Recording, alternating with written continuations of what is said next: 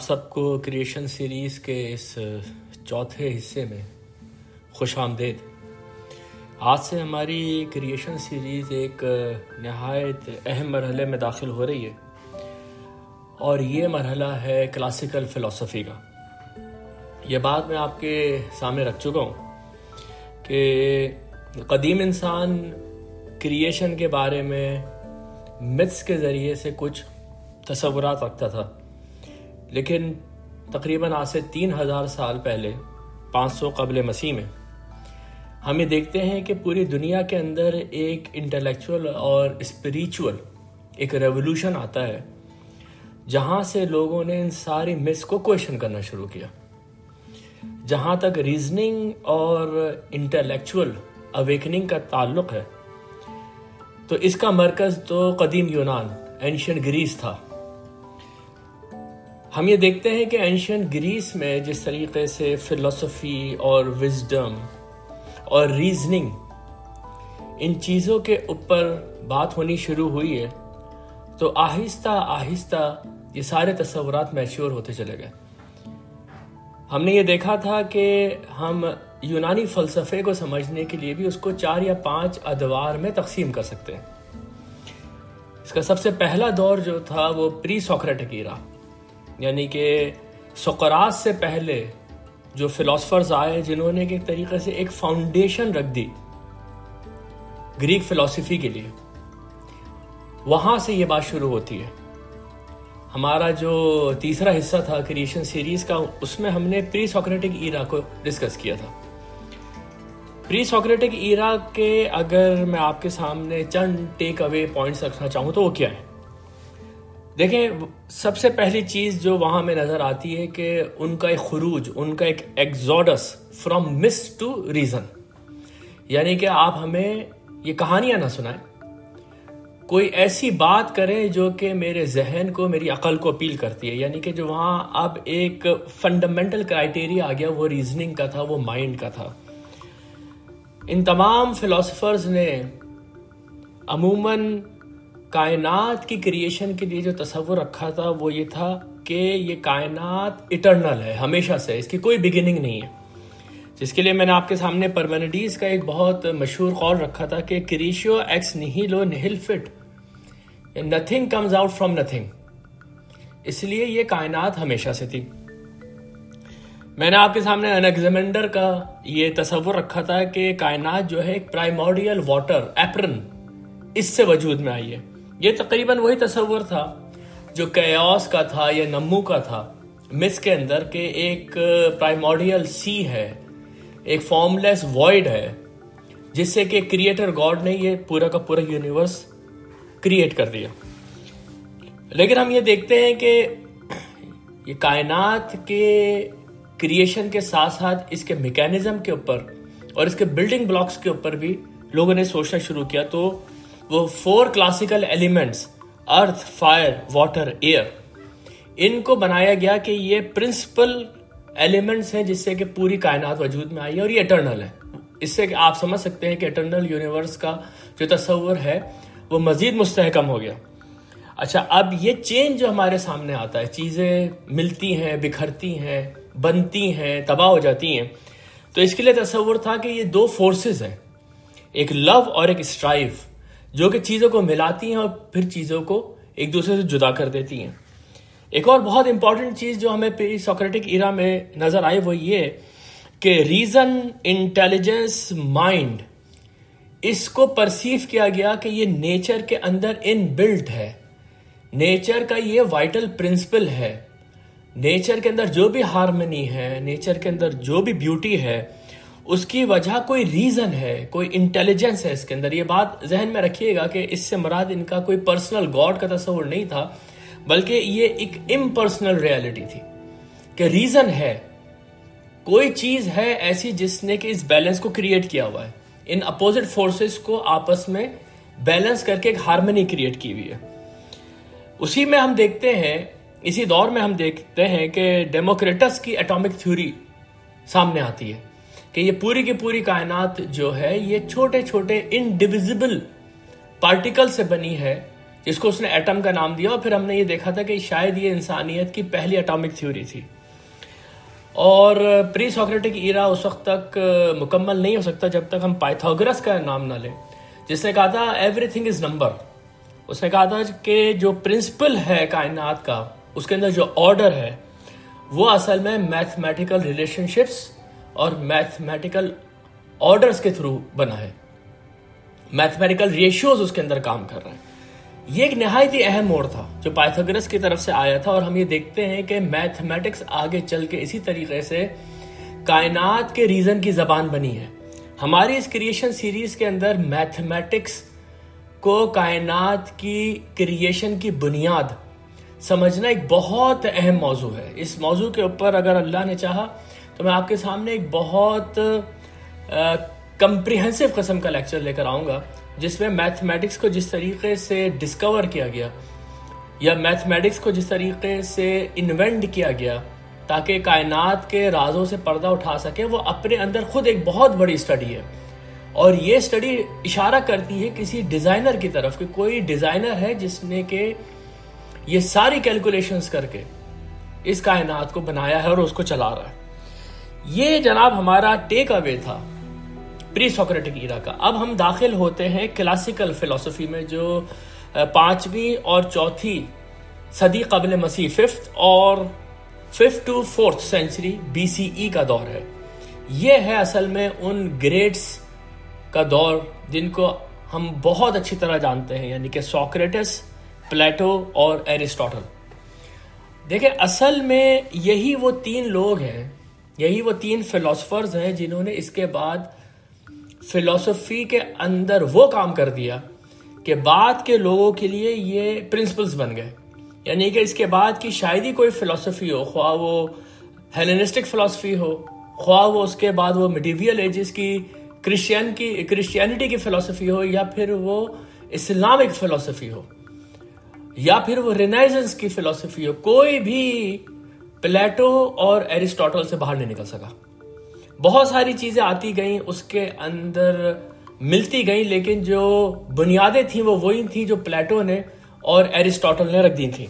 इसलिए इन लोगों की जिक्र किए बगैर ना तो साइंस के बारे में हम कोई बात कर सकते हैं, ना इस्लामिक फिलॉसफी के बारे में हम कोई बात कर सकते हैं, और ना ही आज के दौर में जो क्रिएशन के बारे में इंसान ने दरियाफ्त कर लिया है हम उसके बारे में कोई बात कर सकते हैं। और ये वाकई एक ऐसा टॉपिक है कि इसके लिए अगर हम 1 या 2 सेशंस बिल्कुल स्पेसिफिक कर दें तो इसमें कोई मजायका नहीं है। तो जैसा कि ऐलान हुआ था, आज हमारी कोशिश ये है कि हम सोक्रेटिस और प्लेटो की जो थ्योरीज हैं उसके ऊपर बात कर लें। एरिस्टोटल के लिए हमें पूरा एक अलग सेशन रखना पड़ेगा, क्योंकि ये वो वक्त है जब फिलॉसफी एज ए नॉलेज उभरती है, इसके फंडामेंटल्स तय होते हैं, इसके तरीक़ेकार तय होते हैं, क्या चीज़ लॉजिक है, क्या चीज़ फिलॉसफी है, किस तरीके से रीजनिंग होती है, ये सारी की सारी चीज़ें हमें एरिस्टोटल के दौर में नज़र आती हैं। इसलिए उसके लिए हमें बिल्कुल एक अलग सेशन मुख्तस करना पड़ेगा। तो अब आइए जनाब आगाज़ करते हैं सोक्रेटिस से। ये क्लासिकल फिलॉसफी का पहला बड़ा आदमी सोक्रात, जो कि 469 से लेके 399 BCE तक इस दुनिया में रहा। सोक्रात के मुतालिक हमारे पास जितनी भी मालूमात हैं वो दरअसल उसका जो शागिर्द है अफलातून, प्लेटो, उसकी राइटिंग से हम तक पहुंचा। इसकी अपनी कोई राइटिंग नहीं है, ना तो इसके अपने कोई बराह रास्त ख्यालात हम तक पहुंचे। इसके शागिर्द ने जो किताबें लिखी हैं उसमें सोक्रेटिस जो है वो उस ड्रामे का या वो जो थीम उस किताब के अंदर चल रही है उसका एक सेंट्रल कैरेक्टर होता है, और वो लोगों से सवालात कर रहा होता है, जिससे कि हमें ये पता चलता है कि प्लेटो के पास सोक्रेटिस के लिए क्या क्या मालूमात थी। जो हमारा टॉपिक है क्रिएशन ऑफ द यूनिवर्स, उसके बारे में हम देखते हैं कि सोक्रेटिस की कोई बराह रास्त कोई डायरेक्ट उसकी फिलॉसफी नहीं है, ना तो उसने डायरेक्टली इसके बारे में कुछ लिखा है। हमें यह जरूर पता चलता है कि इंसान और उसकी सोल, जिसको हम उर्फ आम में रूह कहते हैं, इसके मुतालिक जरूर उसने कुछ ख्यालात छोड़े हैं जो कि फिर बाद में प्लेटो ने अपनी किताब के अंदर नकल किए हैं। इससे हमें पता चलता है कि वो तख्लीक इंसान को कैसे दिखता था। तो इसलिए पहले थोड़ा सा सोक्रेटिस के मुतालिक जान लें कि इसका असल मैदान क्या था। सोक्रेटिस का जो असल मैदान था वो था अखलाकियात, एथिक्स, मोरालिटी और वैल्यूज, और वो इनकी एब्सोल्यूट नेचर के ऊपर बिलीव करता था। यानी वो ये समझता था कि जो एथिक्स है, जो मोरालिटी है, जो ट्रुथ है, ये एब्सोल्यूट है, ये दायमी है, ये रिलेटिव नहीं है। ऐसा नहीं है कि किसी और के पास ट्रुथ के कुछ अलग क्राइटेरियन हो और हमारे पास ट्रुथ के कुछ अलग क्राइटेरियन हो। ऐसा नहीं होगा कि किसी जमाने में आपको कोई ऐसी सिविलाइजेशन या कोई ऐसा कल्चर मिलेगा जहां पर झूठ बोलने को बहुत अच्छा समझा जाता था। नहीं, ऐसा नहीं है। ये कि झूठ बोलना एक बुरी बात है और सच बोलना एक अच्छी बात है, ये एब्सोल्यूट ट्रुथ में से है। यही इसका मानना था सोक्रेटिस का। लेकिन ये बात जो इतनी सामने की है, इसके ऊपर सोक्रेटिस ने इतना काम क्यों किया, उसने इसके ऊपर इतनी मेहनत क्यों की, इसके लिए थोड़ा सा आपको जहनी तौर पे एक सफर करना पड़ेगा और उस दौर के ग्रीस में जाना पड़ेगा, उस दौर के यूनान में जाना पड़ेगा, खास तौर पे जो उनका शहर है एथेंस। वहां उस वक्त किस तरीके से लोग जिंदगी बसर कर रहे थे, वो माशरा किन असूलों के ऊपर चल रहा था, इसको थोड़ा सा देखना बहुत जरूरी है। ये दौर वो था एथेंस जो कि हम देखते हैं बहुत डायनेमिक दौर था। ये बहुत एक हैरत की बात है कि पूरी दुनिया जिस तरीके से बादशाहत के अंदर और डिक्टेटरशिप के अंदर उस वक्त घिरी हुई थी और खानदानी बादशाहतें चलती थी, उनका डिवाइन कनेक्शन बनाया जाता था, उस दौर में एथेंस एक ऐसी जगह थी जहां पर आपको ना सिर्फ ये कि डेमोक्रेसी नजर आती है, बल्कि वहां पर आपको आजाद लोगों की हद तक, गुलाम नहीं, आजाद लोगों की हद तक आपको फ्रीडम ऑफ स्पीच भी नजर आती है। इस वक्त के जो सिटीजन्स थे, जो कि फ्री मेल अडल्ट्स थे, ये बराह रास्त हुकूमत के फैसलों में और कानून साजी में हिस्सा लेते थे। इसलिए जब भी आप ग्रीक फिलोसफी के बारे में पढ़ेंगे, एथेंस के इस दौर को स्टडी करेंगे, तो आपको समझ में आएगा कि वहां पर 2 या 3 इदारे ऐसे थे जहां पर के इन सिटीजन्स को जाके और अपना एक रोल प्ले करना पड़ता था। जैसे असेंबली थी वहां पर एक, जिसके अंदर ये जो सिटीजन्स थे ये ओपनली पार्टिसिपेट करते थे कानून साजी के ऊपर, जंग के फैसलों के ऊपर और फॉरेन पॉलिसी जो ये बनाते थे। यहाँ पर डिबेट्स होती थी, यहाँ पर डिस्कशंस होती थी। और उसके बाद फिर एक और काउंसिल ऑफ 500 थी जहां से कि जो भी कुछ यहाँ से रिकमेंडेशंस जाती थी वहां जाके उसकी लेजिस्लेशन होती थी। ये बिल्कुल ऐसा लग रहा है जैसे हमारी जो नेशनल असेंबली और फिर उसके बाद ऊपर सेनेट है, लगता है ये इतनी ही पुरानी ये इदारे थे जो कि ग्रीस में वजूद में आ गए थे। उसके बाद कोर्ट्स होते थे जहां पर के यही सिटीजन जो है बाज़ औक़ात ज्यूरर्स का रोल प्ले करते थे। तो ये आप समझे डायनेमिज्म था उस सोसाइटी के अंदर जब सोक्रेटिस वहां पैदा हुआ। आपको अंदाजा हो सकता है कि हर आम आदमी जब इस तरह की डिबेट्स में जाके पार्टिसिपेट करेगा तो पब्लिक डिबेट का जो एक शोबा है वो कितनी अहमियत इख्तियार कर जाएगा। आपका मामला चाहे यह है कि आप कोई अपना केस डिफेंड कर रहे हैं या आपको जाके किसी और के मामले में अपनी राय देनी है, जो भी कुछ है, आपको जब वहां पर तकरीर करनी है तो आपकी तकरीर बहुत ही फसाहत और बलागत और बहुत ही पुरअसर होनी चाहिए, जिसको आप अंग्रेजी जबान में कहते हैं कि पब्लिक स्पीकिंग के स्किल्स और रिटोरिक के स्किल्स आपके बहुत अच्छे होने चाहिए। और उस वक्त की ये जरूरत थी और लोग चाहते भी थे कि वो इस तरह के स्किल्स के अंदर महारत हासिल करें। इसलिए उस दौर में एक तबका वजूद में आया जिसको आप ट्रेनर्स कह सकते हैं या टीचर्स कह सकते हैं, जो लोगों को रिटोरिक के ऊपर और पब्लिक स्पीकिंग के ऊपर ट्रेन किया करते थे। ये लोग सोफिस्ट कहलाते थे, जिसको उर्दू जबान में सोफस्ताई कहते हैं। और आज के दौर में अगर हम समझना चाहें कि लोग के स्किल क्या थे, तो आप समझें ये आज के दौर के वकला थे, आज के दौर के लॉयर्स थे। यानी ये लोगों को ये सिखाते थे कि अगर तुम अपनी बात को सच मनवाना चाहते हो तो तुमने किस तरीके से जाके बात करनी है, तुम्हारी फसाहत और बलागत, तुम्हारी रिटोरिक क्या होनी चाहिए, तुम बात को किस तरीके से मोड़ तरोड़ के अपने हक के अंदर लेकर आ सकते हो। और इन लोगों का ये कहना था कि ये सारी की सारी जो चीजें हैं, ट्रुथ है, एथिक्स है, वैल्यूज है, मोरालिटी, ये सब रिलेटिव है। मतलब मैंने एक वकील को हायर किया, उस वकील को मैंने पैसे दिए, तो अब वो वकील जो है वो मुझे ये बताएगा कि मैं अपने हक में सच्चाई को कैसे मोड़ दूं, तोड़ दूं, किस तरीके से मैं हक को अपने लिए साबित कर दूं। ये वो चीज थी जो कि सोक्रेटिस को बिल्कुल समझ में नहीं आती थी और उसे शदीद तरीन तनकीद का निशाना बनाया है सोफिस्ट को। वो ये कहता था कि कोई भी ट्रुथ रिलेटिव नहीं होता, ट्रुथ जो होता है वो एब्सोल्यूट होता है। इसलिए हम ये देखते हैं कि सोक्रेटिस का जो अंदाज था वो ये था कि वो लोगों से जाके सवालात करता था, और सवालात भी इन बुनियादी चीजों के ऊपर, पाइटी क्या चीज है, मोरालिटी क्या चीज है, ट्रुथ क्या चीज है, इन चीजों के ऊपर वो लोगों से सवालात करता था। और जब वो जवाब देते थे वो और प्रोबिंग क्वेश्चन करता था, वो और डीपर उतरता था, यहां तक कि लोगों को इस बात का अंदाजा हो जाता था कि उनकी जो अंडरस्टैंडिंग है इन कॉन्सेप्ट्स के ऊपर कितनी सतही है। वो अच्छी तरह से इन चीजों को जानते ही नहीं है, वो बुनियादी तौर पे एक शदीद कंफ्यूजन का शिकार है, लेकिन उनको ऊपर से किसी ने बोलना सिखा दिया है, ऊपर से किसी ने उनको तकरीर करनी सिखा दी है। ये जो अप्रोच थी सोक्रेटिस की, ये आज भी इस्तेमाल की जाती है। आगे चल के हम देखेंगे कि किस तरीके से ये इन्वेस्टिगेशन के अंदर, प्रोबिंग के अंदर यही एक तरीका इस्तेमाल किया जाता है जिसको कि अंग्रेजी जबान में सोक्रेटिक मेथड कहते हैं, जिसके अंदर आप एक सवाल के बाद दूसरा सवाल करते हैं, उसी टॉपिक को क्रॉस क्वेश्चन करके उसकी डेप्थ तक उतरने की कोशिश करते हैं। इसकी बहुत सारी मिसालें हैं, बहुत मशहूर मिसालें हैं। अगर आप फलसफे के तालिब इल्म हो तो आपको सोक्रेटिस के बारे में एक चीज पढ़ाई जाएगी कि उसने एक डायलॉग किया था एक नौजवान के साथ जिसका नाम था यूथिप्रो।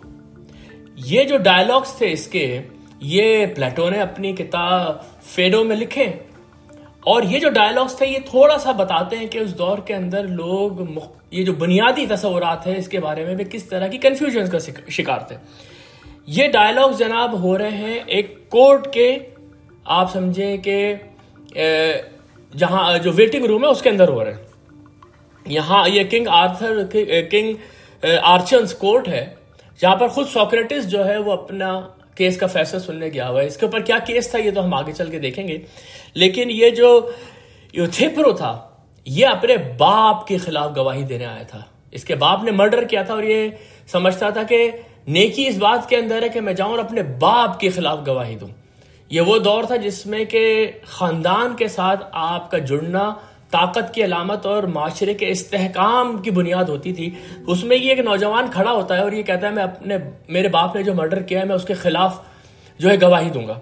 अब ये यूथिप्रो बैठा हुआ है, सोक्रेटिस बैठा हुआ है, और वहां पर अब इन दोनों के दरमियान डायलॉग्स होते हैं जो कि हमने प्लेटो की जबान से सुने हैं। अब देखिए इसके अंदर मैं चंद बातें आपके सामने रखूंगा जिससे कि हमें अंदाजा हो जाएगा कि सोक्रेटिक मेथड है क्या। देखिए ये यूथिप्रो से सवाल करता है कि तुम यहां पर क्यों आए हो, मैं तो चलो मेरे ऊपर तो एक मुकदमा मैं इसलिए आया हूं, तुम किस लिए आए हो? तो वो ये जवाब देता है कि मैं अपने बाप के खिलाफ गवाही देने आया हूं। जिसपे कि सोक्रेटिस हैरान होकर उससे कहता है कि तुम अपने बाप को के खिलाफ परसिक्यूटिंग पार्टी के तुम साथ हो।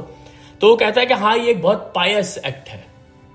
अब जब उसने कहा ये बहुत पायस एक्ट है तो सोक्रेटिस ने इससे सवाल किया कि पाइटी होती क्या है। देखें बिल्कुल बुनियादी सवाल, पाइटी होती क्या है?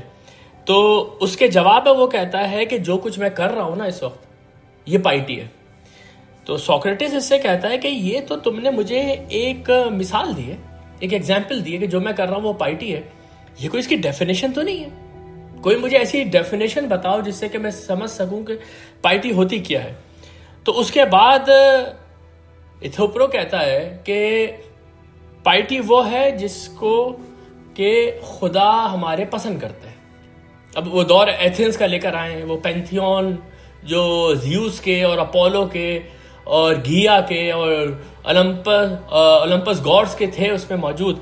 उस दौर के अंदर एक आदमी ये बात कर रहा है कि खुदाओं को जो चीज़ पसंद है वो पाइटी है। तो सोक्रेटिस उसके जवाब में कहता है कि हमें तो ये पता है कि ये खुदा आपस में एक दूसरे से डिसएग्री करते हैं, ये आपस में एक दूसरे से लड़ते हैं।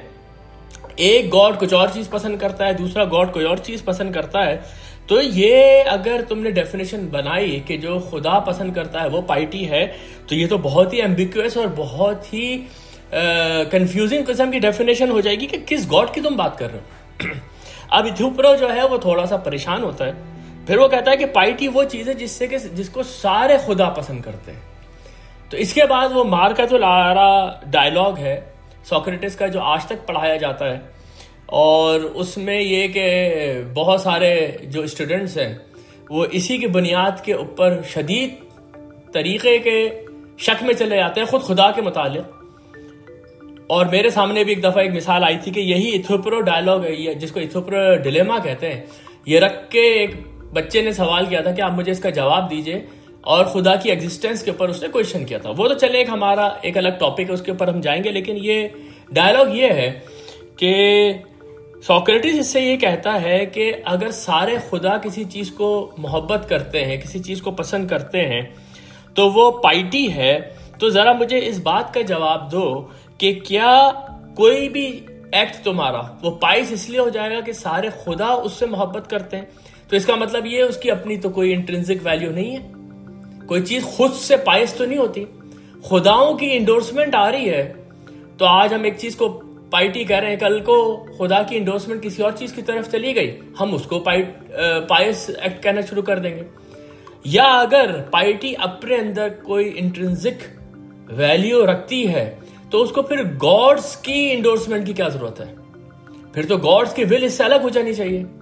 ये वो डायलॉग है जिसको कि इथोप्रो डिलेमा कहते हैं। और इसके बाद जो प्लेटो लिखता है कि इथोप्रो फ्रस्ट्रेट होकर वहां से उठ के चला गया। तो ये है सोक्रेटिक मेथड, और ये वो मैदान है जिसके अंदर सोक्रेटिस ने बहुत काम किया, यानी कि एथिक्स और एब्सोल्यूट ट्रुथ्स के ऊपर उसने लोगों को प्रोब किया, लोगों को ये बात समझाने की कोशिश की कि इन चीज़ों के ऊपर तुम्हारे कॉन्सेप्ट्स बहुत ही ज़्यादा इसमें हल्के हैं। सोक्रेटिस का, जैसे मैंने आपके सामने ये बात रखी थी कि उसने अपनी कोई लिखाई नहीं छोड़ी, उसकी क्रिएशन के ऊपर कोई ऐसी फिलॉसफी नहीं है, तो फिर वो इतना मशहूर क्यों है? जो सोक्रेटिस की लेगेसी है वो ये है कि उसने अपने फंडामेंटल्स के ऊपर कभी भी कंप्रोमाइज नहीं किया, यहां तक कि उसने मौत को कबूल कर लिया। ये बहुत मशहूर हमारे यहाँ मुहावरा है कि सच की खातिर तो सुकरात ने भी जहर पी लिया था। तो ये बात बिल्कुल सही है कि सोक्रेटिस के इन इक़दामात की वजह से इसके ऊपर इल्जामात लगे, इसको कोर्ट में जाना पड़ा। वो इल्जामात क्या थे? पहला इल्जाम तो इसके ऊपर ये लगा कि नौजवानों को बहका रहा है, उनको करप्ट कर रहा है, क्योंकि यही जो सवालात थे जब ये नौजवानों के जहन में आ जाएंगे, वो अपने वक्त के खुदाओं को और उनके मिथ्स को चैलेंज करना शुरू कर देंगे। तो फिर तो इसका मतलब ये है कि माशरा जो है एक रेवोल्यूशन की तरफ जा रहा है, और जो अभी हमारे सामने माशरे का स्ट्रक्चर है तहवाला होने वाला है। इसलिए सबसे पहला इल्जाम इसके ऊपर ये लगा कि ये नौजवानों को बहका रहा है, और दूसरा इल्जाम इसके ऊपर ये लगा कि वो एथेंस के खुदाओं का मुनकर है, ये एथेंस के खुदाओं को नहीं मानता। सोक्रेटिस ने इसके ऊपर अपना डिफेंड किया है, और वो डिफेंड पूरा का पूरा प्लेटो ने अपनी किताब अपोलॉजी के अंदर लिखा है कि इसने किस तरह से डिफेंड किया, क्योंकि डिफेंड करते हुए भी इसने अपने जो मोरल लॉस थे, अपने जो इसके वैल्यूज थे, उसके ऊपर इसने कॉम्प्रोमाइज नहीं किया। ये वहां पर वही बात कहता रहा जो बात के ये एथेंस के चौराहों पे जाके कहता था। उसने ये कहा कि मेरे अंदर एक इनर वॉइस है जो कि मुझसे ये कहती है कि मैं गलत काम ना करूं, और इस इनर वॉइस को उसने डेमोनियन कहा। डेमोनियन के मायने है डिवाइन साइन। वो ये कहता था मेरे अंदर, जिसको आज हम ज़मीर कहते हैं, वो ये कहता था मेरे अंदर एक डोमेनियन है जो कि मुझे सच्ची बात कहने को मजबूर करता है। वो जो सवालात करता था वो ग्रीक मिथोलॉजी के बारे में करता था। ये खुदा आपस में लड़ रहे हैं, खुदाओं के साथ कुछ ऐसे इमोरल एक्ट इस दौर के अंदर मंसूब किए हुए थे। तो उसने ये बात कही कि ये खुदा इस तरह के इमोरल एक्ट्स कैसे कर सकते हैं। तो इसको इनके जो ट्रेडिशन है, इनका जो आबाई मजहब है, जो ग्रीक मिथोलॉजी है, उसके इनकार के मुतरादिफ समझा गया, और उससे कहा गया इसको वापस लो अपने इल्जामात को, नहीं तो तुम्हें मौत की सजा दी जाएगी। और इसने मौत की सजा को एक्सेप्ट कर लिया, और इसके सामने फिर जहर का प्याला रखा गया, और वो जहर का प्याला इसने पी लिया। ये इतना एक लॉन्ग लास्टिंग इंस्टेंस था जिसने के इन फिलोसोफर्स को बहुत ही अजीम बना दिया। यही सोक्रेटिस के जो करेज था और यही जो इसके असूल थे, ये इसके शागिर्द अफलातून यानी प्लेटो ने अपनाए। और इसके बाद अब जैसे हम आगे चल के देखेंगे कि प्लेटो शायद दुनिया का सबसे ज्यादा इन्फ्लुएंशियल फिलोसोफर बना। दो ही फिलोसोफर्स हैं जिनकी जो तालीमात है, जिनके जो फलसफे हैं, उसकी बाज़गश्त आज तक हमारे कानों में पड़ रही है, वो हम कितने ही एडवांस दौर में क्यों ना आगे। एक प्लेटो और दूसरा एरिस्टोटल। प्लेटो के जो फलसफे थे उसकी जड़ और बुनियाद प्री सोक्रेटिक ईरा के फलसफे थे, और फिर उसके उस्ताद सोक्रेटिस का असूली फैसला जिसके ऊपर के उसने मौत को तरजीह दी। तो ये तो मैंने आपके सामने एक छोटा सा तारुफ रखा सोक्रेटिस का। अब ये जो मैंने आपके सामने बात कही थी, क्योंकि हमारी जो पूरी सीरीज है ये क्रिएशन सीरीज कहला रही है, इसके अंदर हम तख्लीक कायनात और तख्लीक इंसान के ऊपर बात करना चाह रहे हैं। तो ये बात तो मैंने आपके सामने रख दी कि क्रिएशन ऑफ द यूनिवर्स के बारे में सोक्रेटिस की कोई फिलॉसफी नहीं है। वो तो हम प्लेटो के फलसफे में देखेंगे कि उसने एक बहुत बड़ी फिलॉसफी वहां पर कॉइन की, क्रिएशन ऑफ द यूनिवर्स की। हाँ, क्रिएशन ऑफ मैन, इंसान कैसे तख्लीक किया गया, इसके ऊपर सोक्रेटिस ने जरूर बात की है। और ये वही चीजें हैं जो कि बाद में इसके शागिर्द प्लेटो ने अपनी किताबों के अंदर, जैसे फेडो है या अपॉलॉजी है या रिपब्लिक है या थिमाइयस है, ये जो 3 या 4 बहुत मशहूर किताबें हैं प्लेटो की, उसके अंदर सोक्रेटिस के ये सारे ख्यालात मौजूद हैं। कहा यह जाता है कि सोक्रेटिस इस बात के ऊपर बिलीव करता था कि इंसान के अंदर एक इटर्नल और डिवाइन एस्पेक्ट है, यानी इंसान ये गोश्त पोश का इंसान नहीं है सिर्फ, बल्कि इसके अंदर एक चीज है जिसको वो सोल कहता था। सोल का लफ्ज असल में यहां से आया है, इसको यूनानी जबान में साइकी कहते हैं। ये लफ्ज भी आज इंग्लिश का ऐसा हिस्सा बन गया है किसी को पता ही नहीं कि ये लफ्ज जो है वो ग्रीक लैंग्वेज का है। साइकी मायने सोल। सोल का मतलब ये कोई चीज ऐसी एब्स्ट्रैक्ट जो कि इस मटेरियल वर्ल्ड से ताल्लुक नहीं रखती।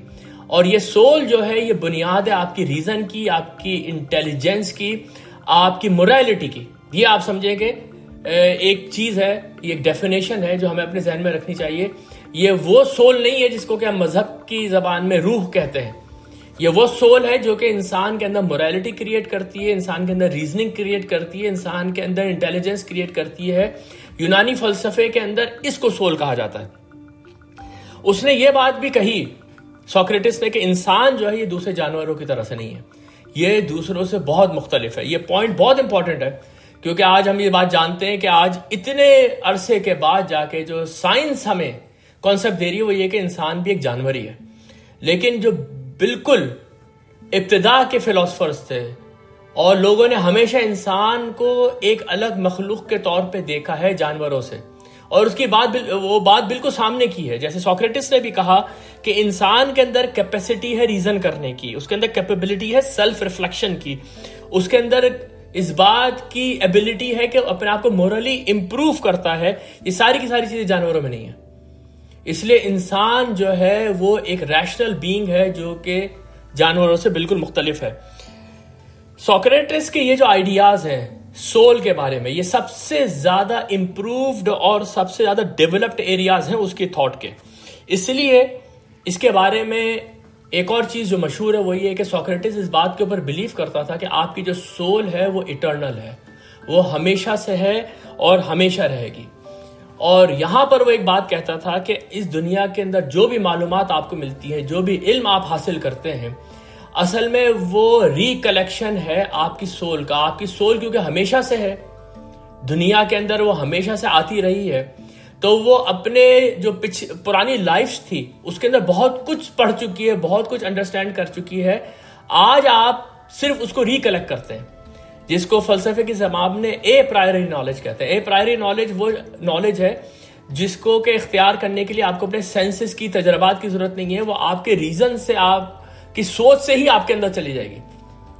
ये ए प्रायरी नॉलेज के बारे में हम थोड़ी सी बात आगे चल के करेंगे, लेकिन ये जो नॉलेज आप इख्तियार करते हैं सोक्रेटिस के नजदीक ये रिकलेक्शन है आपकी सोल का, क्योंकि ये इटर्नल है और ये हमेशा से एग्जिस्ट करती है। जब वो हमेशा से एग्जिस्ट करती है तो मैं तो मर जाता हूं, मेरा बदन तो मर जाता है। इसलिए ये बात पता चलती है कि सोक्रेटिस भी साइकिल्स ऑफ इनकारनेशन, वो जो हिंदू फलसफे के अंदर, हिंदुइज्म के अंदर हमने देखा था कि एक आवागमन का, एक री इनकारनेशन ऑफ सोल्स का एक अकीदा मौजूद था कि जन्म के बाद दूसरा जन्म इंसान लेता है। यह महसूस होता है कि सोक्रेटिस भी इसी बात का कायल था। वो ये कहता था कि इंसान जो है उसकी रूह हमेशा जिंदा रहती है, वो आता है चला जाता है, तो रूह जो है वो बदन को तब्दील करती है जैसे कि वो कपड़े बदल रही है, और रूह हमेशा से है, उसके अंदर जो नॉलेज है वो भी हमेशा से है। ये मैंने आपके सामने चंद बातें रखी सोक्रेटिस के मुतालिक, और ये करनी इसलिए जरूरी थी कि ये वो फाउंडेशन देके गया जिसके बाद दो अजीम लोग पैदा हुए, प्लेटो और एरिस्टोटल। प्लेटो जो के शागिर्द है सोक्रेटिस ना, इसने इसकी जिंदगी को देखा है, इसने इसकी कुर्बानी को देखा है, इसके करेज को देखा है, इसके अंदाज को देखा है। और साथ में ये बात भी अंडरस्टैंड कर लें कि प्लेटो जिस दौर का आदमी है, ये 427 से लेकर 347 BCE का आदमी है। इस दौर के अंदर प्री सोक्रेटिक जो फिलॉसफी थी वो भी मौजूद थी, सोक्रेटिस की एथिकल फिलॉसफी भी मौजूद थी, उसकी थ्योरी ऑफ इमोर्टैलिटी भी मौजूद थी सोल के लिए, ये सारी की सारी चीजें मौजूद थी, और ये उसका डायरेक्ट शागिर्द था। वहां से ये अपनी फिलॉसफीज को उठाता है।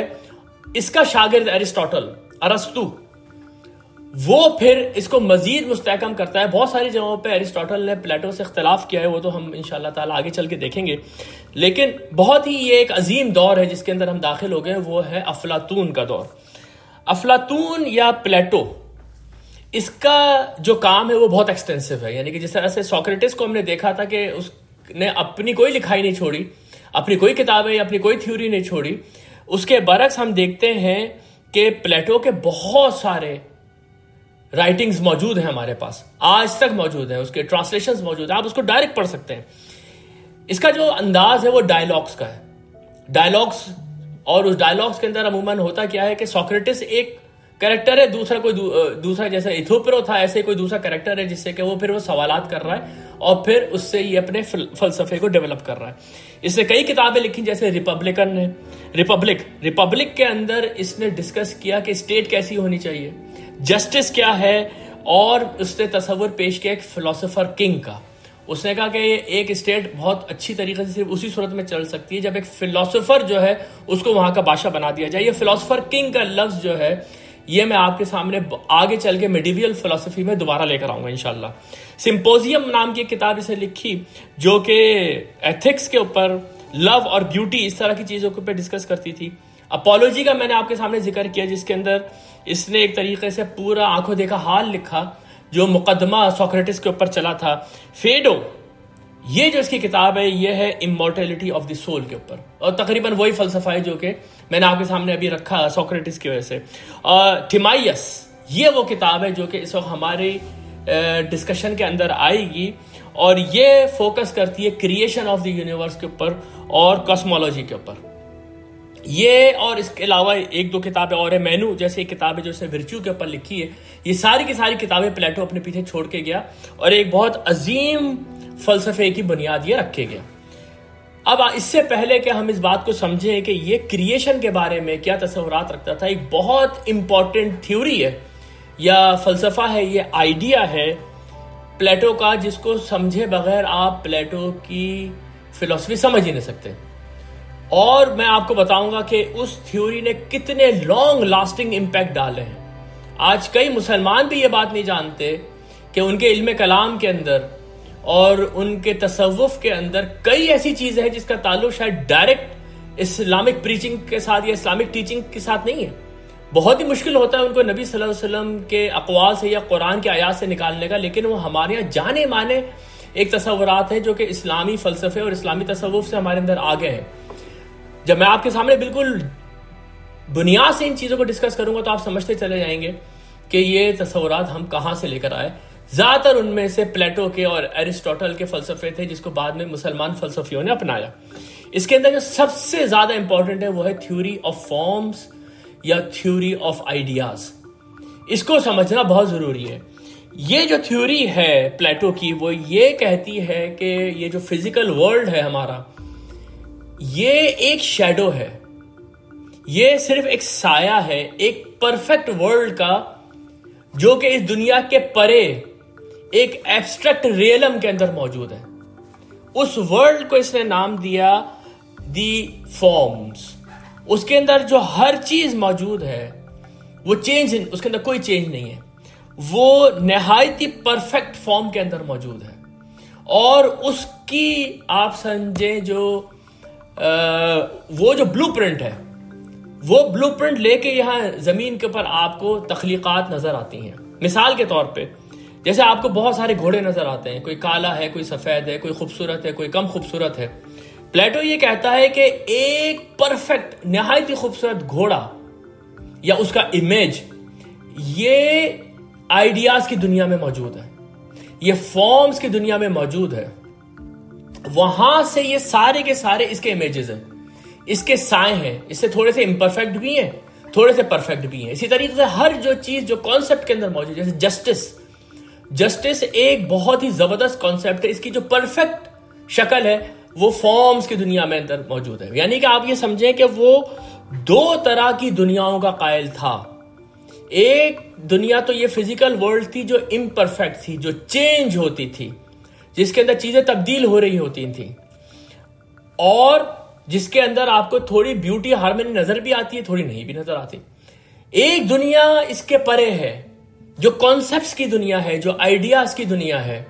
उस दुनिया के अंदर ये सारी की सारी चीजें जो है अपने परफेक्ट फॉर्म्स में मौजूद हैं, और यहां पर आपको क्या नजर आता है? यहां पर आपको सिर्फ उनके साए नजर आते हैं। ये जो थ्योरी है इसकी जो जड़ है, इसकी जो फाउंडेशन है, वो प्री सोक्रेटिक ईरा के कुछ फिलोसफर्स हैं जिनके बारे में मैं भी आपके सामने रखूंगा।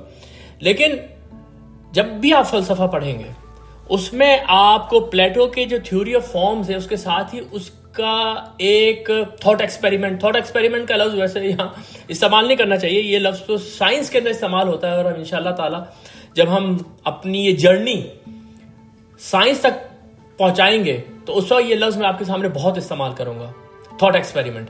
इसको आप ये कह लें कि एलेगरी है, एक मिसाल दी है उसने, और ये मिसाल है एलेगरी ऑफ द केव। बहुत ही मशहूर है ये, फलसफियाना जो डिबेट्स होती है उसके अंदर ये बहुत ज्यादा कॉइन की जाए। ये और इथियोपिया का जो डायलॉग है, इसके बगैर तो शायद फलसफे के ऊपर कभी बात ही ना हो सके। ये एलेगरी ऑफ केव है, ये इसने अपनी किताब रिपब्लिकन के अंदर लिखी है, और इसके अंदर वो एक मिसाल देता है। मिसाल बड़ी इंटरेस्टिंग है वैसे। मिसाल ये है कि वो ये कहता है कि फर्ज करें कि कुछ लोग जो हैं वो एक गार के अंदर बंधे हुए हैं, और वो बंधे हुए इस तरीके से हैं कि वो अपनी गर्दन तक भी इधर उधर नहीं कर सकते, वो सिर्फ सामने दीवार को देख सकते हैं बस। वो हाथ पैर से भी जकड़े हुए, उनकी जो सर है वो भी जकड़े हुए, अपनी गर्दन भी नहीं हिला सकते, बस वो सामने दीवार को देख रहे हैं। दीवार के ऊपर कुछ साए बन रहे हैं। वजह क्या है कि इनकी पीठ के पीछे एक आग जल रही है। अब जहां ये लोग बंधे हुए हैं और जहां आग जल रही है, इसके बीच में एक रोड जा रही है, उस रोड के ऊपर से बहुत सारी चीजें गुजर रही हैं। कभी कोई टांगा गुजर रहा है, कभी कोई आदमी गुजर रहा है, कभी कोई घोड़ा गुजर रहा है। तो अब ये लोग बंधे हुए इस तरह से हैं कि वो उन चीजों को असली तौर पे तो नहीं देख सकते, ये सिर्फ उनके साए को सामने देख रहे हैं। और वो जब से उन्होंने होश संभाला, ये साए उनके सामने है, तो उनके नजदीक रियलिटी यही है। जो साए में दुनिया नजर आ रही है, इनको यही रियलिटी है। इन कैदियों में से एक कैदी जो है वो किसी तरीके से अपने आप को आजाद कराता है। आजाद करा के जब वो बाहर आता है तो पहले तो सूरज की रोशनी ही उसकी आंखों को अंधा कर देती है। पहले तो उसको कुछ समझ में नहीं आता, क्योंकि उस बचपन से वो जो है कंडीशनड है उस दुनिया को देखने का जो कि सामने उसको केव की वॉल के ऊपर नजर आ रही है, जो कि सिर्फ चंद साए हैं। लेकिन जब वो बाहर आता है तो उसको कलर्स नजर आते हैं, उसको रोशनी नजर आती है। उनको आज की जबान में आप ये कहें कि हर जो चीज है वो 3 डायमेंशन में नजर आ रही है। घोड़ा भी नजर आ रहा है तो नहायती ब्यूटी के साथ नजर आ रहा है। तो उसको अंदाजा होता है कि वो जो पीछे साए थे वो तो कोई दुनिया ही नहीं थी, वो तो एक नहायती इम्परफेक्ट वर्ल्ड था। असल वर्ल्ड तो ये है, और ये कितना खूबसूरत है। ये भाग के वापस जाता है, अपने साथियों को बताता है कि भाई ये दुनिया नहीं है जो सामने जो तुम देख रहे हो, दुनिया तो पीछे। अपने आप को इससे आजाद कराओ, ये जो जंजीरें हैं, और जाके असल दुनिया को देखो। तो वो सारे के सारे इसको डिल्यूजनल कहते हैं, वो सारे के सारे इसको पागल कहते हैं, और कहते हैं कि इसका दिमाग खराब हो गया है, और वो उसी हालत के अंदर खुश है, उसी हालत के अंदर दुनिया को देख रहे हैं जो सामने साए में नजर आ रही है। ये है एलेगरी ऑफ द केव। अब इसके अंदर से जो टेक अवे मैसेजेस है वो क्या है कि दुनिया में एक आम इंसान इस रियलिटी को जो देख रहा है वो सिर्फ साए हैं सामने जो आपको नजर आ रहे हैं, उन परफेक्ट फॉर्म्स के, जो कि एक ऐसे रियलम में मौजूद है जहां पर कि वो अपनी परफेक्ट शक्लों के अंदर है। वो आदमी जो अपने आप को आजाद कराता है, इनके नजदीक वो फिलोसफर है जो कि अपने रीजन को, जो कि अपने इंटेलेक्ट को यूज करता है और वो जद्दोजहद करता हुआ, इन्वेस्टिगेट करता हुआ चला जाता है इन साये के पीछे, इस रियलिटी के पीछे जाता है और वो फॉर्म्स की दुनिया तक पहुंच जाता है। वहां पर जो सूरज है, जिसकी रोशनी है, वो प्लेटो के नजदीक form of the ultimate good है, वो असल सच्चाई है। उस सच्चाई की रोशनी में अपने रीजन को इस्तेमाल करते हुए जब वो फॉर्म्स की दुनिया को देखता है तो कहता है कितनी परफेक्ट दुनिया है, कितनी खूबसूरत दुनिया है। ये है एलेगरी ऑफ द केव। अब ये जो एलेगरी ऑफ द केव है, इसमें उसने ये बताने की कोशिश की कि दुनियाएं दो हैं, एक फॉर्म्स का रियलम है और एक ये रियल है। दूसरे उसने ये भी बता दिया कि ये इम्परफेक्ट वर्ल्ड है, उसने वो भी बता दिया कि वो एक परफेक्ट वर्ल्ड है। उसने ये भी बता दिया कि दो किस्म के लोग हैं, एक आम आदमी है जो कि अपने दिमाग को इस्तेमाल ही नहीं करता, जिस तरीके से कंडीशन हुआ है बचपन से उसी तरीके से दुनिया को देखता है, और एक फिलोसोफर है। और फिलोसोफर जो है वो एक इतनी अजीम चीज है कि वो अपने माइंड और अपने इंटेलेक्ट के जरिए फॉर्म्स की दुनिया तक पहुंच सकता है, लेकिन जब वो वहां जाएगा और जो सच्चाइयां उसके सामने आएंगी तो दुनिया में आम लोग उसको कबूल नहीं करेंगे। ये है एलेगरी ऑफ द केव। जहां तक इसकी एक्सप्लेनेशन का ताल्लुक है, आपको अंदाजा हो गया होगा ये कितनी ही खूबसूरत कोई मिसाल है जिससे कि उसने अपनी पूरी थ्योरी को बिल्ड कर दिया। लेकिन आप इसको और फर्दर इसके अंदर जाएंगे और डीपर जाएंगे तो आपको अंदाजा होगा कि ये इसने तमाम के तमाम फलसफों को जो उस वक्त तक मौजूद थे, प्री सोक्रेटिक ईरा में मौजूद थे या जो उसको सोक्रेटिस से मिले थे, उन सारों को जमा करके एक निहायत ही जबरदस्त किस्म की थ्योरी और फलसफे में उसको तब्दील कर दिया था। वो हकीकत है या नहीं है इसको छोड़ दें अभी आप, लेकिन आप ये देखें कि उसकी जहन की पहुंच कहां तक थी, कि उसने किस तरीके से इस पूरी दुनिया को एक्सप्लेन किया उन सारे फलसफों की रोशनी में जो कि उसके रीजन ने एक्सेप्ट किए।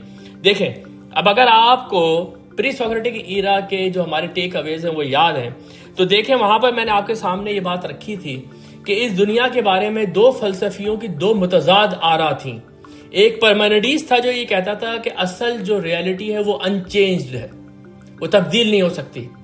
इससे सामने जो भी चीजें चेंज हो रही थी उनको वो मानता ही नहीं था। वो कहता था ये एक इल्यूजन है, रियलिटी ये है कि जो चीज भी वजूद में है, जो भी चीज एग्जिस्टेंस के अंदर है, वो कभी भी चेंज नहीं हो सकती। जो आपको सामने चीजें चेंज होती हुई नजर आ रही हैं, ये सब आपका इल्यूजन है। इसके मुकाबले में एक दूसरा अजीम फिलोसफर था हेरिक्लेटस। हेरिक्लेटस ये कहता था कि असल चीज ही फ्लो है, असल चीज ही चेंज है। इसने इन दोनों फलसफों को मिला दिया। देखें कितनी जेहानत का काम है जो यहां पर हुआ है कि परमेनिडीज का जो अनचेंज्ड रियलम है वो फॉर्म्स की दुनिया बन गई, वहां पर कोई चीज चेंज नहीं होती, वो परफेक्ट है। और जो हेराक्लिटस का फ्लो ऑफ टाइम है या चेंज है, वो उसने इस फिजिकल वर्ल्ड को बना दिया जो कि इम्परफेक्ट है, हमारे सबके सामने है। दूसरी काम जो उसने किया वो ये किया कि जो एथिक्स का तस्वर था सोक्रेटिस का, उसको हाईएस्ट गुड में एक फॉर्म के तौर पे पेश किया कि वही एक चीज है जिसके जरिए आप सारी की सारी दुनिया को देख सकते हैं, सारी की सारी चीजों को उसकी जड़ में आप समझ सकते हैं। ये सारी की सारी चीजों के बाद आप ये देखें जो ये इसकी थ्योरी ऑफ फॉर्म्स है प्लेटो की, इसका इतनी दूर तक असर गया है, इतनी दूर तक असर गया है कि उसकी बातगश्त आपको आज तक नजर आती है। जैसे इस्लामी फलसफा और तसव्वुफ, इसके अंदर आपको एक टर्म नजर आती है और बहुत पढ़ने को मिलती है, वो है आलम मिसाल। यानी कि हमारे जो मुसलमान फलसफी हैं और मुसलमान सूफी हैं वो इस बात पे बिलीव करते हैं कि कुरान ने दो आलम का जिक्र तो किया है, एक आलमुल गैब है और एक आलमुल शहादा है, लेकिन वो कहते हैं इसके बीच के अंदर भी एक आलम है जो कि आलम मिसाल है। और वो आलम मिसाल क्या है? वो कुछ भी नहीं है, वो जो आइडियाज की दुनिया है प्लेटो की, सिर्फ वही है। वहां पर एक फलसफी पहुंच सकता है अपनी रीजन से। ये प्लेटो ने कहा है। हमारे जो मुसलमान सूफी है वो कहते हैं कि एक सूफी जो है अपनी रियाजतों के जरिए से अपनी रूह को इतना बेदार कर सकता है कि वो फॉर्म्स की दुनिया में चला जाता है।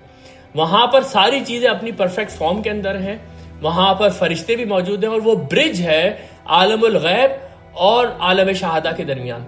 जब मैंने पहली दफा ये आलम मिसाल की बहसें इस्लामी कुतुब में पढ़ी थी तो मेरी ये बात समझ में नहीं आई थी, ये बात आई कहां से? क्योंकि कुरान आप पूरा पढ़ जाइए, आपको आलम मिसाल के बारे में कुछ भी नहीं मिलेगा उसमें।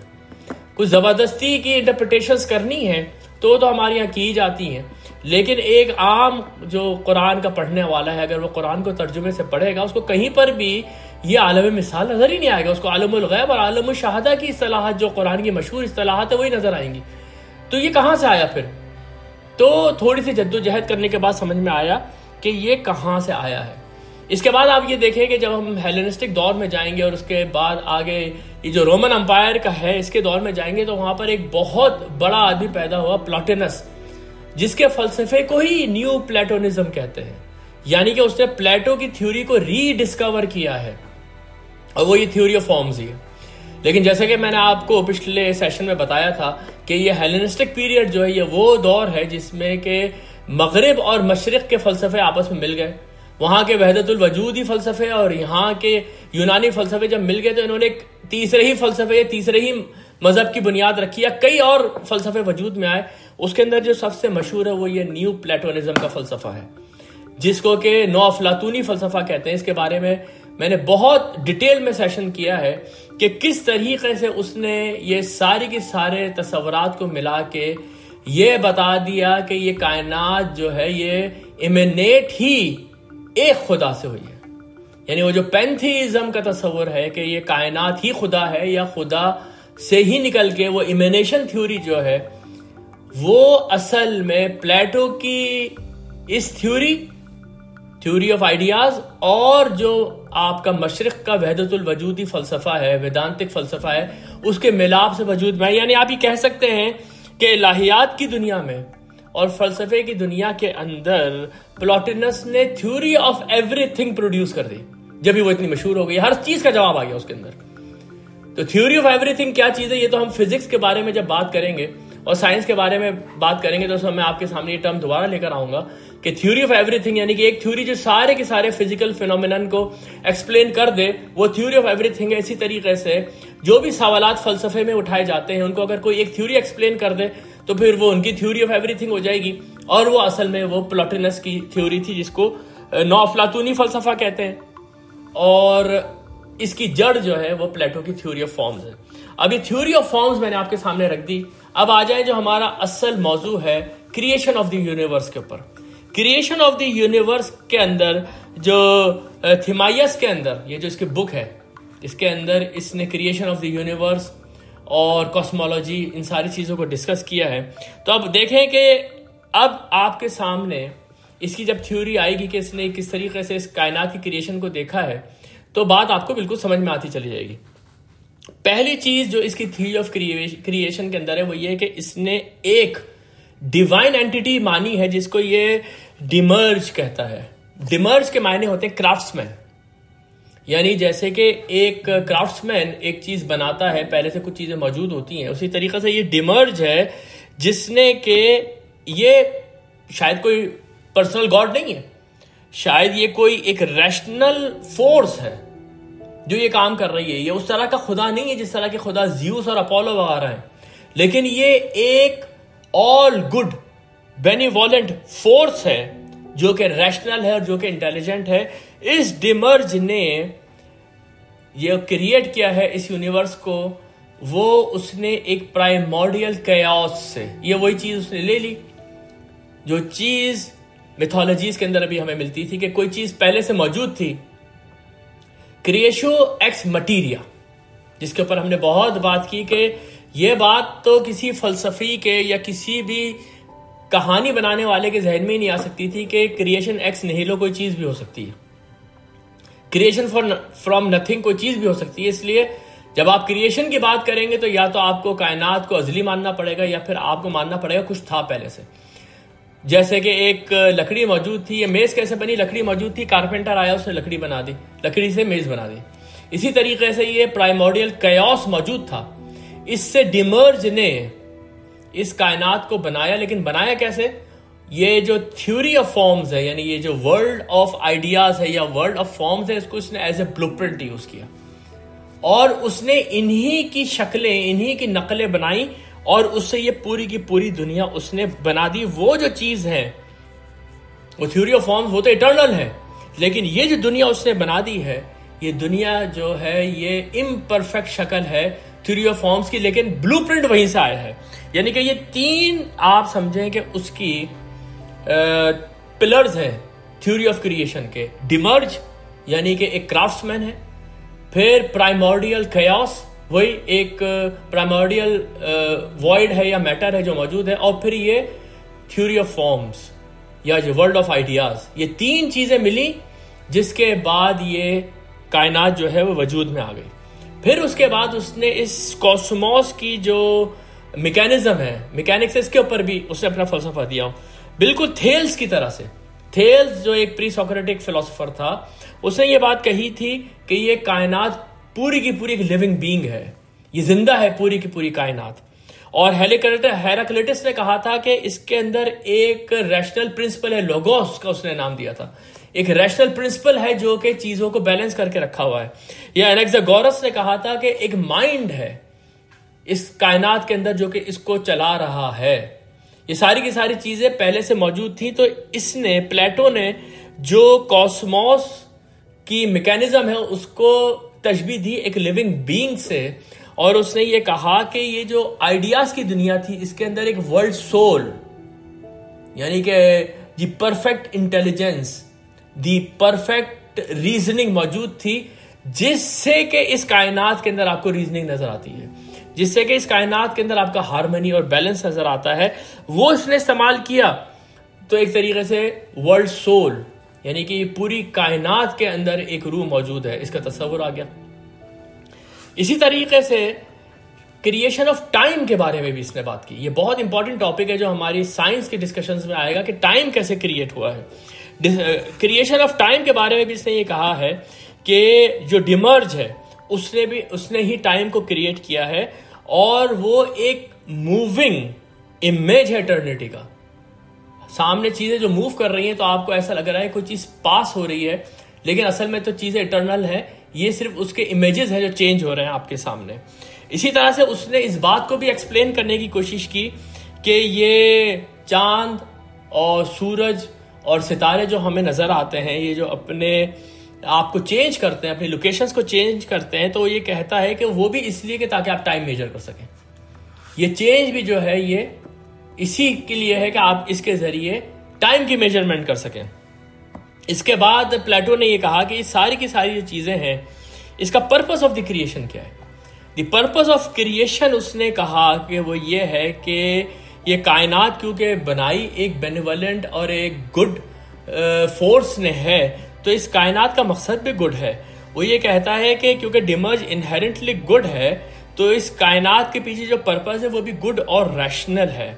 यानी कि आप इस कायनात के साथ इंटरेक्ट करें और आप फॉर्म्स की दुनिया को रियलाइज करें और अपने आप को फाइनली उसी के अंदर ले जाके मर्ज कर दें।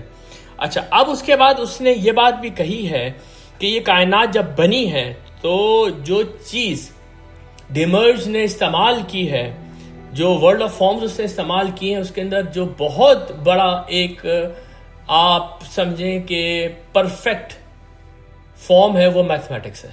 ये पाइथागोरस का जो कॉन्सेप्ट था वो यहां पर आ गया।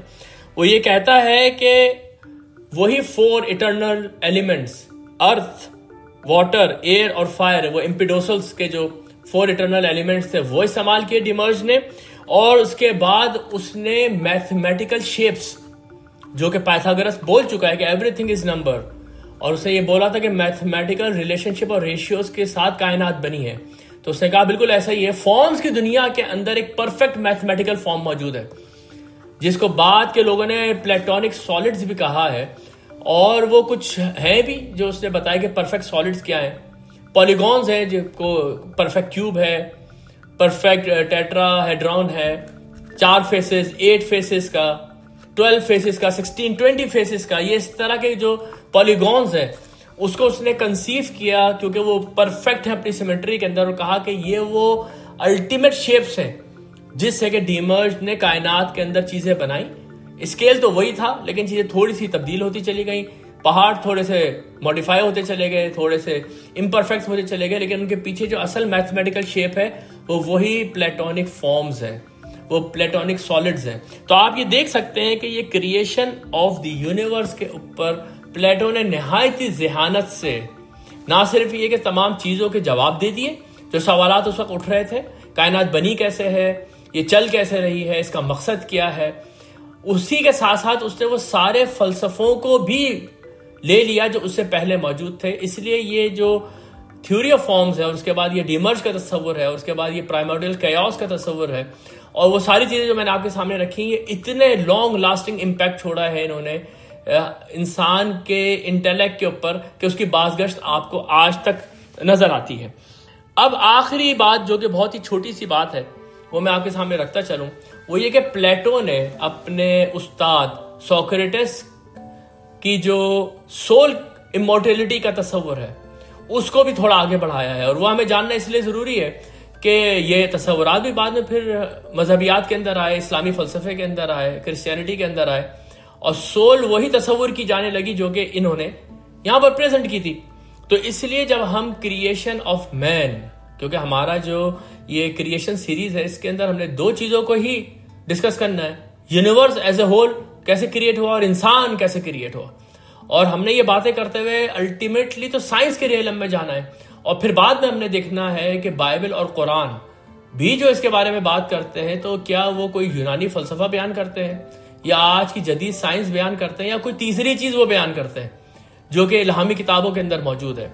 ये हमारी जर्नी है। तो देखें, प्लेटो ने जो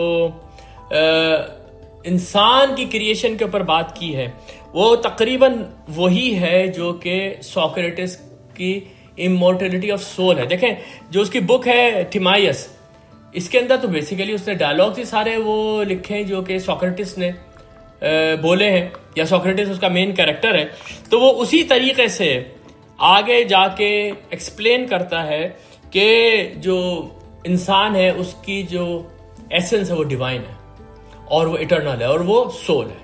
इंसान की जो सोल है वो इमोर्टल है, वो इटर्नल है, वो हमेशा से। इंसान का जो जिस्म है वो आता है, वो चला जाता है, लेकिन साथ में इसने अब इसको मजीद एलेबोरेट किया। उसने कहा ये जो सोल है इंसान की, ये ट्राई पार्टी सोल, ये बहुत आपको जिक्र सुनने को मिलेगा जब आप फलसफे को पढ़ेंगे।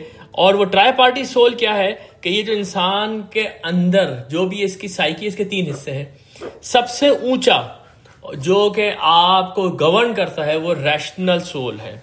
रैशनल, जिसको उसने फिर लोगोस का नाम दिया। देखें, लोगोस का लफ्ज ये वही है जो हेराक्लिटस इससे पहले इस्तेमाल कर चुका था रैशनलिज्म के लिए। तो उसने कहा कि सबसे ऊपर जो है आपकी जो रैशनल सोल है, ये क्या करती है कि इसको तलाश रहती है ट्रुथ की, इसको तलाश रहती है विजडम की, और रीजन और इमोर्टेलिटी के साथ ये अलाइन हो जाती है। और इसका जो मरकज है वो आपका सर है, वो आपका दिमाग है। फिर वो कहता है स्पिरिटेड सोल है, एक उसका हिस्सा स्पिरिटेड है जिसका जो महवर है वो आपका सीना है। वो स्पिरिटेड सोल जो है वो आपके अंदर करेज पैदा करती है, वो आपके अंदर ऑनर पैदा करती है, वो आपके अंदर सेल्फ रिस्पेक्ट पैदा करती है। इस तरह के जो वैल्यूज हैं जिससे कि इंसान बनता है, वो आपकी स्पिरिटेड सोल या वो हिस्सा, और इसका जो महवर है उसने कहा वो उसका महवर आपका सीना है। तीसरा जो उसने कहा है वो आपकी एपिटाइटिव सोल है। एपिटाइटिव सोल वो है जो वही है जो जानवरों के अंदर है, यानी कि वो क्या चाहती है, वो डिजायर्स चाहती है, वो इंस्टिंक्ट्स चाहती है, उसकी जो वो बॉडीली नीड्स की तरफ झुकी रहती है। तो उससे उसने क्या किया, एक पूरे इंसान को एक्सप्लेन कर दिया कि इंसान ऐसा कैसे है कि उसके अंदर जानवरों की इंस्टिंक्ट्स भी मौजूद हैं, लेकिन दूसरी तरफ उसके अंदर मोरालिटीज और ट्रुथ भी मौजूद है, और फिर उसके अंदर रैशनल थिंकिंग भी मौजूद है। उसने इन तीनों चीजों को सोल के जरिए एक्सप्लेन कर दिया। फिर वो ये कहता है अपनी इसी किताब के अंदर कि ये जो इंसान का जिस्म है, फिजिकल बॉडी जो है, ये डिमर्ज नहीं, डिमर्ज वो जो ओरिजिनल क्राफ्ट मैंने ये उसने नहीं बनाया, बल्कि कुछ लेजर गॉड्स हैं, कुछ छोटे खुदा हैं। यहां पर ऐसा लगता है कि वो मिथ्स के कुछ एस्पेक्ट्स को सही भी समझता था। तो कहता था ये जो लेजर गॉड्स हैं, इन्होंने इंसान के जिस्म को बनाया है, और इंसान के जिस्म को बनाया जब उन्होंने है तो वो इम्परफेक्ट है। वो उसके अंदर वो अर्थ, एयर, फायर और वाटर यूज किए गए हैं, लेकिन वो सारे के सारे इम्परफेक्ट हैं। उसके अंदर लव और स्ट्राइव वाली फोर्सेस हैं, वो सब इम्परफेक्ट हैं। इसलिए इंसान आपके सामने डिके होता है, डिकम्पोज होता है और खत्म हो जाता है। ये इंसान की बॉडी का हाल है। तो इसलिए ये जो बॉडी है ये तो एक लेजर किस्म के एक छोटे खुदा ने पैदा की है, लेकिन जो डिमर्ज है उसकी जो फॉर्म्स की दुनिया है उसके अंदर एक सोल है, परफेक्ट सोल है, उसी का एक हिस्सा आपके अंदर भी मौजूद है। फिर वो ये कहता है कि आपका पर्पस क्या है इस दुनिया के अंदर। आपका पर्पस इस दुनिया के अंदर यही है कि आप रिफ्लेक्ट करें इस कॉस्मोस के साथ। आप उस फिलोसोफर की तरह से जो कि केव से बाहर आ गया था, इस बात को अंडरस्टैंड करें कि असल चीज तो फॉर्म्स की दुनिया है जहां पर हमें वापस जाना है। वहां पर हर चीज परफेक्ट फॉर्म के अंदर मौजूद है। जब आप इस इनलाइटमेंट के अंदर आ जाएंगे तो जो आपकी स्पिरिट है, जो आपकी सोल है, जो कि ट्रांसमाइग्रेशन से गुजर रही है, वो आजाद हो जाएगी और जाके फॉर्म्स की दुनिया में चली जाएगी। यानी कि यहाँ पर ये बिल्कुल हिंदुआनी जो हिंदू मत का फलसफा आवागमन है या संसारा का जो अकीदा वो बन गया कि आपकी सोल जब तक के उस लेवल ऑफ इंटेलेक्ट और रीजन तक नहीं पहुंच जाएगी वो इस दुनिया में ही भटकती रहेगी। इसी जगह के चेंज में, इसी जगह की इनपरफेक्शन से वो गुजरती रहेगी, यहां तक के वो उस लेवल तक पहुंच जाए कि अब जब वो इतनी अवेयर हो चुकी है तो उसको दुनिया में वापस आने की जरूरत नहीं है। वो जाएगी और थ्योरी ऑफ फॉर्म या जो आइडियाज की दुनिया है वहां पर जाएगी और वहां पर जाकर उनके साथ मर्ज हो जाएगी। ये पूरी की पूरी फिलॉसफी है प्लेटो की, जिससे कि उसने हर उस चीज को एक्सप्लेन कर दिया जो सवालात इंसान के दिमाग में क्रिएशन या वर्च्यू या एथिक्स या नॉलेज, इन सारी चीजों के बारे में आ सकते हैं, जो कि मैंने आपको बताया कि 3 फील्ड्स है फिलॉसफी की। मेटाफिजिक्स है, एथिक्स है, एपिस्टेमोलॉजी है। इन तीनों के जवाबात इसी वजह से प्लेटो को और एरिस्टोटल को असल में बानी कहा जाता है फलसफे का और फलसफे की सारी फील्ड्स का, क्योंकि इन्होंने इन तीनों चीजों के ऊपर बहुत ही गिरा कदर किस्म की मालूमात छोड़ी हैं। अब आखिरी चीज ये है कि ये जो थ्योरी ऑफ फॉर्म्स है इसकी, या जो इसकी क्रिएशन के बारे में जो भी कुछ इसने नजरियात पेश किए, ये क्या है। तो आज के दौर में जब हमारे पास इतनी मालूमात है, हम ये कह सकते हैं कि एक फिलोसॉफिकल थॉट है, इससे ज्यादा कुछ नहीं है। इसको बहुत सीरियस लिया गया है माजी में, और असल जो चीज साइंस ने की है वो यही की है, जो हम देखेंगे आगे चल के कि ये रीजनिंग यहां रुक नहीं गई। प्लेटो की जो थ्योरी ऑफ आइडियाज है उसके ऊपर ये रुक नहीं गई। एरिस्टोटल ने इसको बहुत बुरी तरह से चैलेंज किया है। एरिस्टोटल का जिक्र तो अब और हमें मजा देगा, क्योंकि एरिस्टोटल उसी का शागिर्द है और उसने इस थ्योरी ऑफ आइडियाज को ही चैलेंज कर दिया और उसने इसको बिल्कुल अपसाइड डाउन कर दिया। और एरिस्टोटल ही वो शख्स है जिसने के फिर फिजिक्स की बुनियाद रखी, और फिर हम देखेंगे उसके बाद कैसे साइंस ने जन्म लिया। तो ये एक फिलोसॉफिकल थॉट थी जिसने दूसरी थॉट्स को जन्म दिया। बात यह है कि जब हमारे पास अपनी कोई असल थॉट नहीं है तो हम जिससे मुतासर होते हैं उसकी थॉट को लेके और अपने रिलीजन के अंदर, अपनी सोच के अंदर उसको रिकंसाइल कर देते हैं, जो कि हमारे साथ हुआ। इसीलिए ये प्लेटो, इसीलिए एरिस्टोटल की जो थ्योरीज हैं उसकी बाज़गश्त आपको आज तक फलसफे के अंदर, आज तक उसकी जो बाज़गश्त है आपको तसव्वुफ के अंदर मिलती है। साइंस ने ये वो काम किया है जब उसने इन सारी बातों के लिए फैक्ट्स के ऊपर कुछ बुनियादें रखनी शुरू की और इनको चैलेंज करना शुरू किया। तो यहां पर आज का मैं ये सेशन खत्म करता हूं। अगले हफ्ते निहायत ही इंपॉर्टेंट सेशन के साथ मैं आपके सामने हाजिर होऊंगा, जिसमें हम सिर्फ एरिस्टोटल, उसकी थ्योरीज और उसने जो लॉजिक की बुनियादें रखी हैं जिनसे कि आज की साइंस वजूद में आई, उसके पर बात करेंगे।